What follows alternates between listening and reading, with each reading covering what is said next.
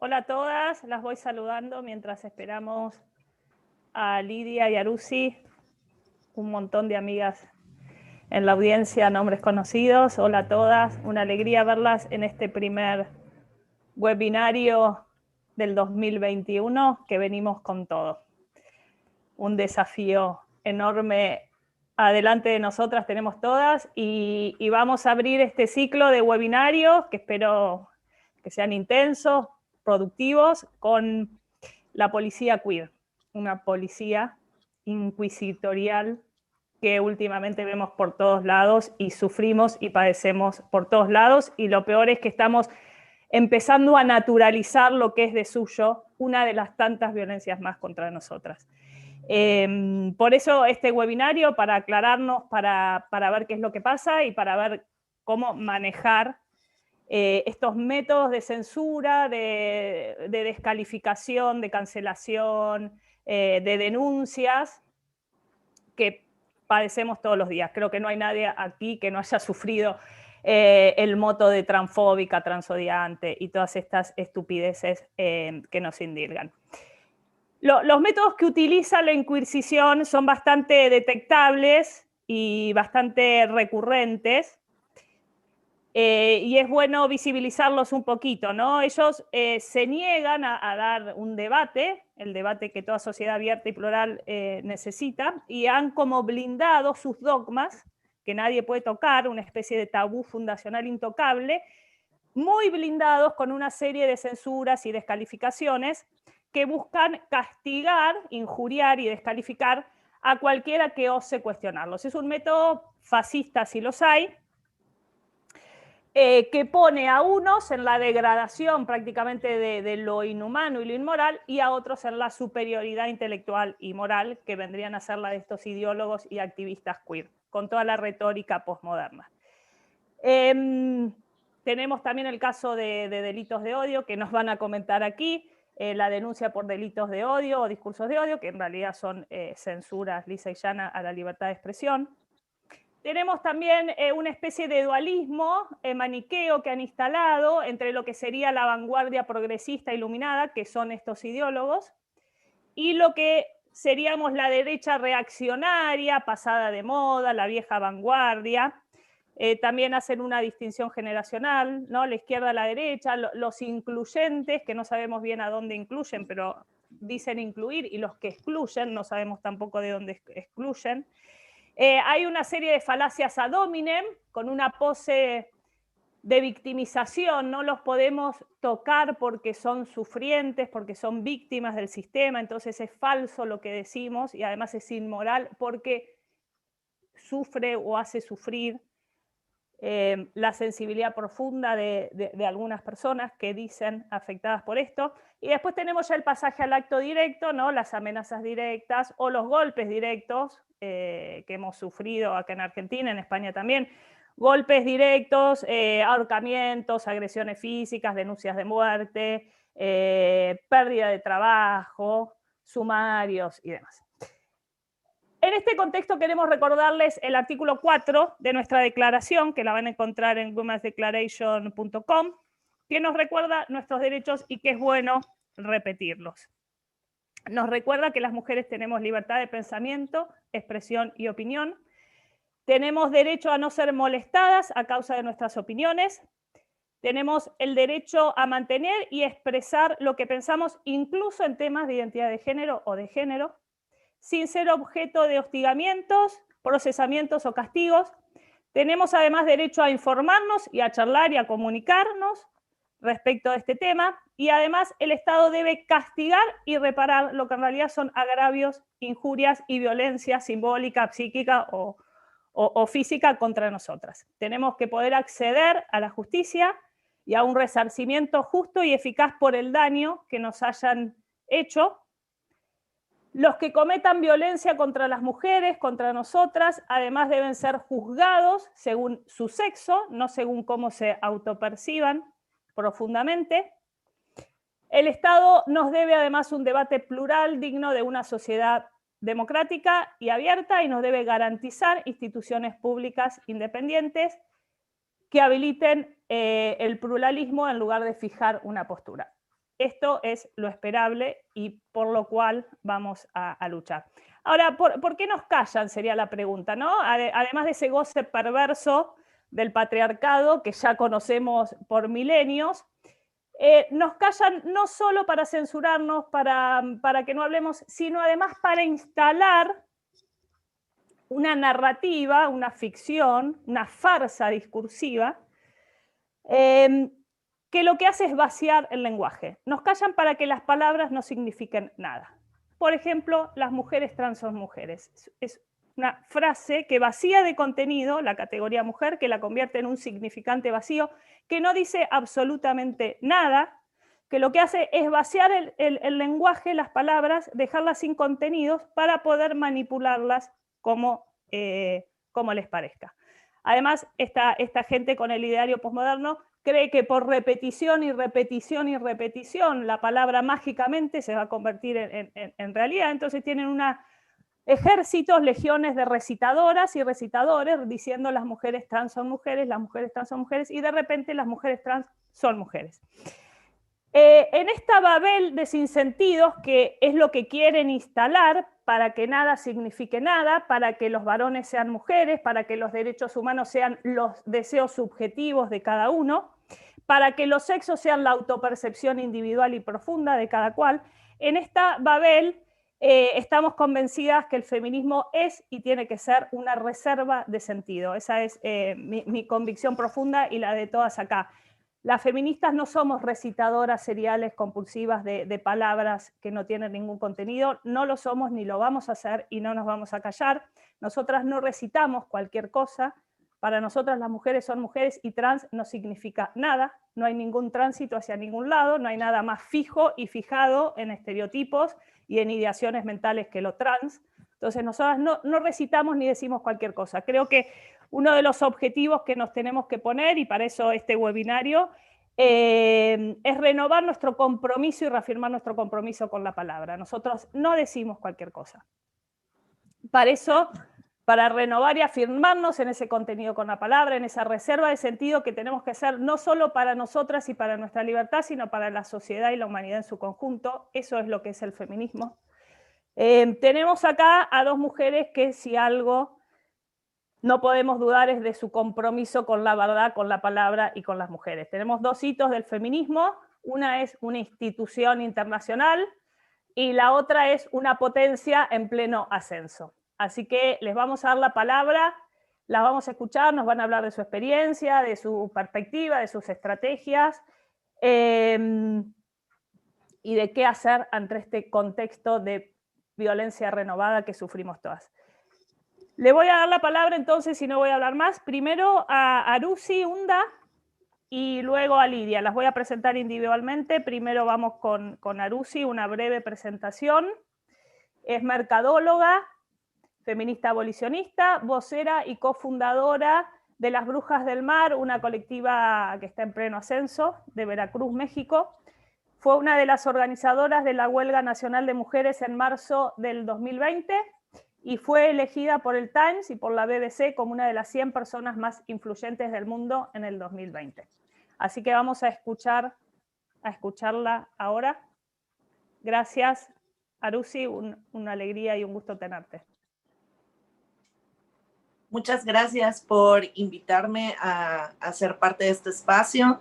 Yo creo que es la primera vez que hablo ahora sí que abiertamente del tema y a fondo. Estoy un poco nerviosa, no voy a negarlo. Espero recordar cosas importantes. Aparte también me siento como un poco intimidada de compartir espacio con Lidia Falcón, que aparte todo lo que está ocurriendo por allá es una locura. Pero trataré de expresarme lo mejor posible para que más o menos podamos contextualizar desde diferentes como espacios qué es lo que está pasando, porque es grave. Nosotras somos un colectivo de Veracruz, México. Veracruz lleva ya bastantes años peleándose el primer lugar nacional en cifras de feminicidio. En 2019 fue el primer lugar a nivel nacional, en 2020 acabamos en segundo lugar. por lo general siempre nos estamos peleando ese espacio con el Estado de México, que también es un lugar bastante peligroso para ser mujer. Terminamos también el 2020 como primer lugar nacional en secuestros de mujeres. Es la situación en México, y muchas compañeras mexicanas que están aquí compartiendo espacio con nosotras no me dejarán mentir. La verdad es que está aplastante, está preocupante, es terrible, y yo creo que justamente eso hace que las mujeres nos veamos en la necesidad, veamos en la necesidad de organizarnos para salvaguardar nuestras vidas, básicamente. La creación de colectivas feministas, la creación de espacios de escucha, de denuncia, de contención, de acompañamiento legal y psicológico. En fin, se está haciendo como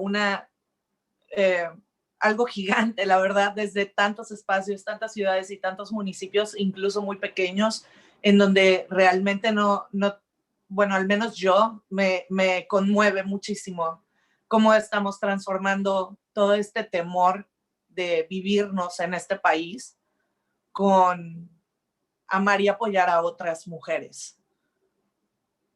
La primera vez que a nosotras se nos viene este problema encima, nosotras no estábamos como muy educadas acerca del tema, tengo que reconocerlo, más que nada por la situación de que tenemos el plato muy lleno.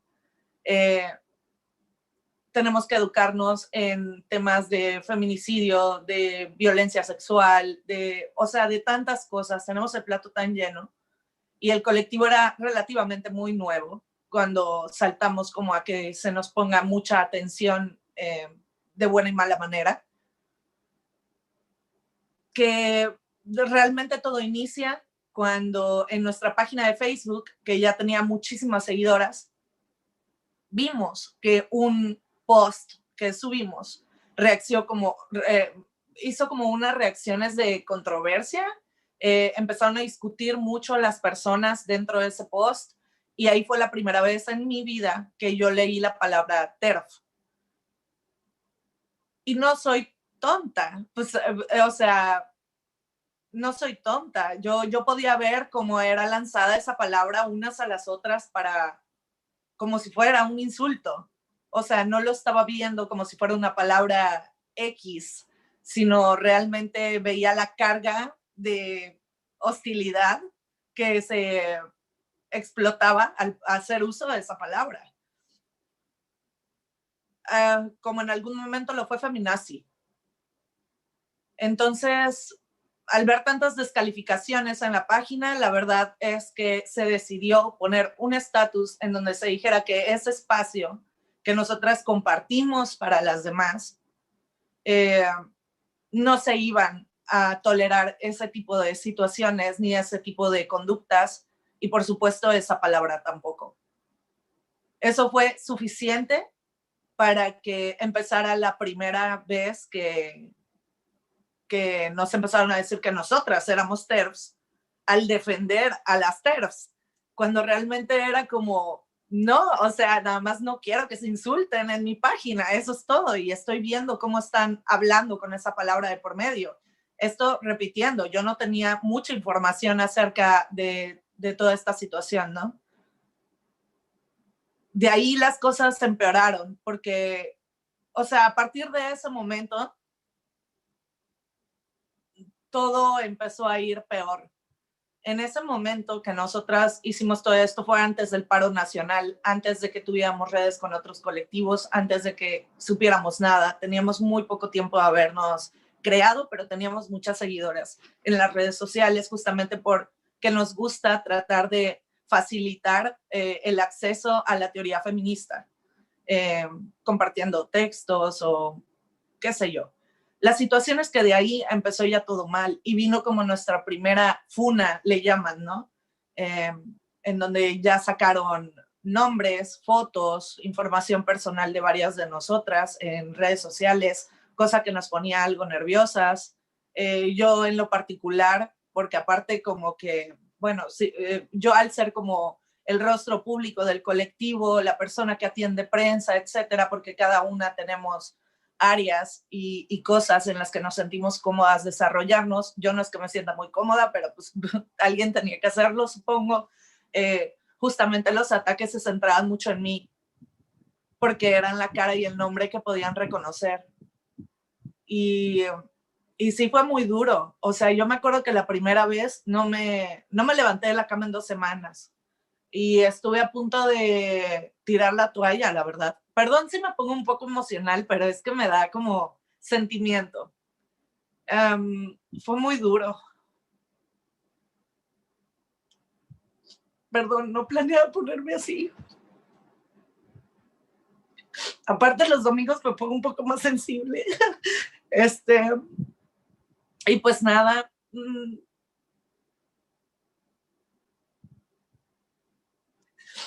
el colectivo desde adentro no soportaba esas embestidas. Era muy fuerte. Entonces, no sabíamos cómo lidiar con eso, sinceramente. Yo en lo personal empecé a buscar consejo y a buscar ayuda con otras colectivas. Recordé mucho a una en Puebla que tuvieron una situación similar y les escribí y les pedí ayuda. Y me dijeron que, pues, si nosotras, o sea, que en qué piso político estábamos, pues. Y le dije que no estaba definido, porque había como, no estaba definido realmente en ese momento. Y ellas nos dijeron, tienen que definirse, si no, nadie va a apoyarlas, ¿no? O sea, que había que tomar una posición política. Entonces yo hablé con las compañeras y les dije, necesitamos tomar posturas políticas porque si no vamos a estar solas. Y eso no les agradó a muchas, porque no muchas estaban de acuerdo, no muchas querían como, pues ya dejarse de rollos, ¿no? Y simplemente las cosas como son. Y fue difícil, varias se quedaron en el camino, otras tantas se quedaron con nosotras. Estuvo duro y se tomó postura. Y decimos ir como abolicionistas. Porque hay algunas radicales, hay otras más abolicionistas, entonces dijimos, bueno, abolicionismo, no vamos a entrar en mucho rollo, ¿no? Empezamos a educarnos mucho más en el tema, porque teníamos que estar preparadas, saber de lo que se trata y de lo que se está hablando, ¿no? Y vaya, siguieron los ataques. En cuanto empezamos a posicionarnos, la verdad es que sí empezamos a recibir apoyo de otras colectivas, pero conforme íbamos ganando como más visibilidad, los ataques eran como más mezquinos, por decirlo de alguna forma. Yo recuerdo mucho cuando llegó el correo electrónico de que me habían seleccionado, por ejemplo, para el Time.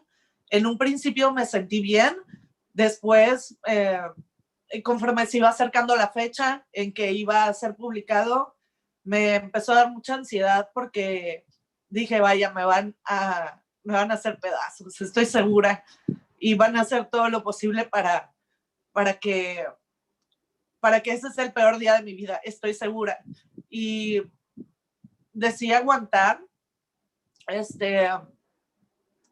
pero es muy duro porque yo creo que justamente en un contexto latinoamericano, en un contexto mexicano, en donde realmente no se tiene mucha conciencia del feminismo, en donde estamos plagados con tanto machismo y con tanta misoginia en todos lados, que lo normal es eso, es como bien desesperante porque por ejemplo, volviendo al tema del día en que anunciaron lo del Time, ya no solamente eran los machos de siempre atacándome, ya no solamente era la gente que está en contra del aborto, las personas conservadoras y todo esto atacándome, ya no solamente eran toda esta gente que persigue el rollo queer y ondas por el estilo atacándome, sino también las liberales, sino también mismas feministas radicales, todo el mundo, o sea, básicamente, ¿no? Y fue muy duro, pero creo que ya me estoy acostumbrando, o sea, ya me estoy acostumbrando como a que no me afecte, pero es muy difícil. Y la verdad es que, vaya, cuento con el apoyo de mi familia, de mis compañeras de colectivo, de mis amigas, de tantas personas, que eso lo hace más fácil, ¿no? Pero yo nunca había estado como en una fiscalía, tuve que denunciar a 2 personas que estaban poniendo mi dirección en redes sociales, mis números de celular, fotos de mi familia. O sea, ha sido fuerte, pero no ha pasado más. Sin embargo, sí he tenido que tomar como muchas precauciones, no salgo a ningún lado. Bueno, la pandemia ha facilitado el que no salga a ningún lado sin sentirme prisionera, ¿no? Pero realmente para mí la pandemia empezó mucho antes, porque yo ya no salía a ningún lado, no confío en nadie, tuve que poner muchos aspectos de seguridad en mi casa. No lo sé, me siento vigilada todo el tiempo, me siento caminando en un campo minado, ¿saben? O sea, porque todo está mal. Yo la verdad es que soy una persona que quiero hacer uso de los espacios que se nos están abriendo, porque sé que son espacios en los que feministas como yo no tenemos fácil acceso y por alguna razón del destino, del universo, de las diosas, de lo que ustedes crean, se están abriendo estos espacios en donde puedo ser escuchada y puedo poner la agenda feminista sobre la mesa, la agenda. Me han invitado incluso a plenarias de partidos políticos, a conferencias del partido en turno, a todo, y yo no quito el dedo del renglón, ¿no? Realmente no sé si está mal hacer uso de todos los espacios para poder hablar, pero yo sí lo hago.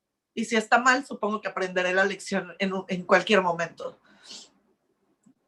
Han hecho podcast difamándome, han hecho videos de YouTube insultándome, han hecho notas periodísticas también poniéndome como una persona de lo peor.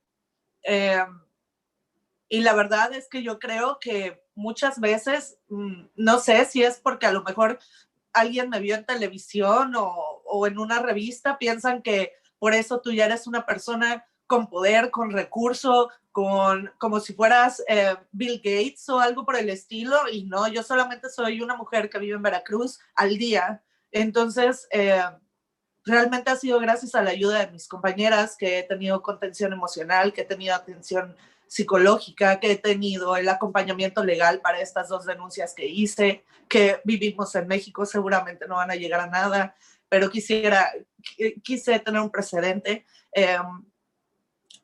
No lo sé, yo creo que muchas veces me siento completamente deshumanizada, creo que piensan que soy una cosa que no es persona, y nunca tengo el derecho de hablar de nada, solamente tengo derecho a permanecer callada, y cuando no me callo me castigan, y yo vaya, para mí fue bastante como un choque, pues, leer justamente a Laura Lecona, porque ahí me sentí, antes de hablar de todo esto, lo evitaba a toda costa, pero al leerla a ella, era como un hilo que hablaba de que nada servía escribir por privado que estás de acuerdo, pero en lo público como que dar la espalda, porque eso hace que las pocas voces que están surgiendo sean el blanco total del ataque, ¿no? Y y dije, es verdad, o sea, estamos siendo completamente tibias y cobardes y hay que posicionarnos y tal, ¿no? Y sí ha sido muy duro, pero ahí la llevamos.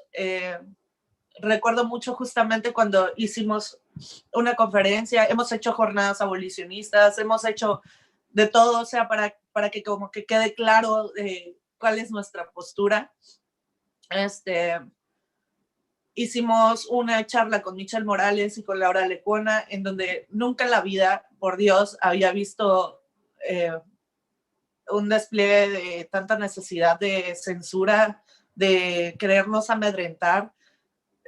Definitivamente yo sentí que lo que estas personas querían era que yo desinvitara a Laura y a Michelle y que cancelara todo y que me echara para atrás. Yo estoy convencida de eso. Y justamente por eso no lo hice, porque no le iba a dar el gusto a nadie y por supuesto que no iba a silenciar a dos mujeres valientes de lo que sea que tuvieran que decir. Hicieron una imagen en donde se coordinaron, ¿cómo se le llaman? Horarios para de distintos países reportar la página al mismo tiempo desde muchas partes del mundo y y yo ahí fue que dije, bueno, supongo que la plática va a estar muy buena porque yo nunca había visto tantos esfuerzos para que no se escuchara algo, ¿no? Eso también me hace pensar muchas cosas. Yo cuando veo que más inciden y más agresivos se ponen es porque supongo que el mensaje de verdad es importante y nosotras no lo estamos viendo tan grande como la amenaza que ellos sienten, a lo mejor, no lo sé. Vaya, ahora sí que yo no quería tanto que fuera como un espacio de denuncia, sino más bien como un espacio de reflexión. Pero estoy aquí chillando y ya no sé ni qué decir.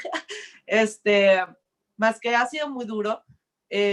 Definitivamente creo que también el tener como una figura de una mujer fuerte se viene en el tema como súper patriarcal de que ella puede con esto, ella lo aguanta, no lo siente, ¿no?